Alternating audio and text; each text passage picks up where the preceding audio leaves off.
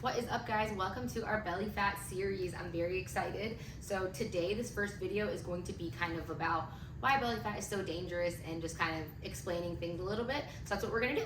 So belly fat is obviously extra tissue around the belly. It's around your organs essentially, and it can be very dangerous if it's stress on your organs, lots of other reasons, but the biggest reason is belly fat is in the list of risk factors that's associated with metabolic syndrome. Metabolic syndrome increases having certain risk factors that are associated with metabolic syndrome increases your risk of heart disease, stroke, diabetes, things like that. So there's a list of risk factors that's associated with this metabolic syndrome. Belly fat is one of them. There are others too, like high blood pressure, blood sugar levels, high cholesterol levels, things like that. Those are all belly fat. Those are all risk factors associated with metabolic syndrome. And metabolic syndrome increases your risk of heart disease. So obviously we want to have the minimal amount of risk factors on that list, of course. If you could have none, that would be ideal. But the more you have in that list, the more your chances increase, okay? So I wrote some things down to make sure I didn't mess anything up and I remembered everything.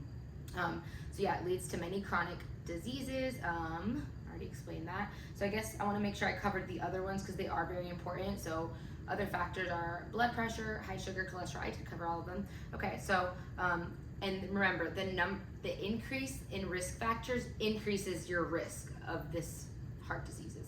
Okay, so there are measurements that we can take to just know where you are. So obviously we all know BMI, height to weight ratios. We all know that it's a great place to start. It's a good tool to have. I wouldn't throw the BMI chart completely away, but it is not the only thing, okay? So it's great to know where you land on the BMI chart as far as height and weight.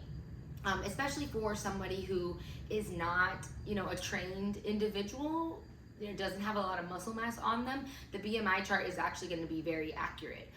So it's good to know where you land on that. You can literally Google BMI calculator, search where you are. So there are different ranges. 18 and below is underweight.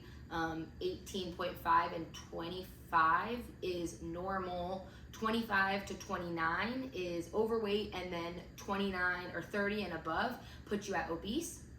Again, it's a great tool to have, so start there, see where you land on the BMI chart. It's good to know. Another really, really important thing to do, especially if you are a trained individual and you have muscle mass on you, maybe extra muscle mass on you, the BMI chart might not rate you, accurately, so it's good to do waist measurements. I did write this down, so there are, things that are going to determine where you land as far as waist circumference and, are you at high risk belly fat or low risk or moderate risk, things like that. So we'll go through the men's first. So 35, so you measure around your belly button and around the body. So men who are 37 inches below, that's low risk.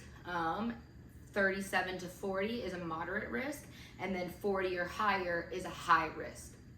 And then women, same thing, so 31 and below is low, 31 to 35 is moderate, and then 35 and above is high risk. This is all, you can Google all of this, you don't have to write this down. But yeah, so that's, a big reason as to why we want to make sure our belly fat is under control. And most people, it's, a looks thing, they want to look a certain way, which is great. We all want to look good, look good, feel good. Or feel good, look good, whatever. We all want to look good, obviously, but there are other things to consider aside from just looking good. And I have found that just looking good alone is not enough of a motivator or a driver for people to make changes. Understanding what's happening inside your body, even though you might not be dealing with it right now at 30, you're a little overweight, it doesn't matter, I don't have high blood pressure yet, I don't have pre-diabetes yet, I don't have none of these things yet, that's all fine and dandy, but if you continue the lifestyle that you're living, that is the road that you're headed towards. So I think understanding these values are so much more important than just I want to lose belly fat because it's the summertime and I want to look cute in a bathing suit, or I want to wear a tank top or whatever, So that's kind of why I shared this. And then another thing that I wanted to touch on is kind of how to prevent it. But one thing that I wanted to make sure I didn't leave out, and I wrote this down, so the National Institute of Health is almost to the point where they are putting metabolic syndrome as a higher risk for heart disease, as the leading risk for heart disease, sorry. It's beating smoking, okay? So having high belly fat, high blood pressure, high blood sugars in the body, in the bloodstream, cholesterol levels elevated, those are being ranked as the leading causes of heart disease, and it's beating smoking.